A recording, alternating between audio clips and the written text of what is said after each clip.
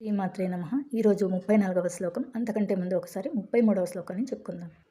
ఏషామర్థే కాంక్షితన్నః రాజ్యం భోగా సుఖాని చ త ఇమేవ స్థితా యుద్ధే ప్రాణాం త్యక్త్వా ధనాని చ.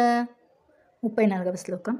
ఆచార్యః పితరః పుత్రాః తథైవ చ పితామహః మాతులాశ్వశురాః పౌత్రాః శ్యాలాః సంబంధినస్తథా.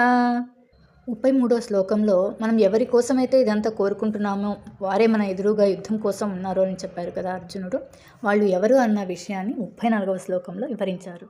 ఆచార్య అంటే గురువులు, పితర అంటే తండ్రులు, పుత్రాహ అంటే కుమారులు, తథైవ చ మరియు ఇంకా పితామహ తాతలు, మాతులా మేనమామలు, శ్వశురాః మామలు, పౌత్రాః మనుమలు, శ్యాల బావ బావమర్దులు, సంబంధినస్తథ ఇంకా ఇతర బంధువులు అని అర్థం.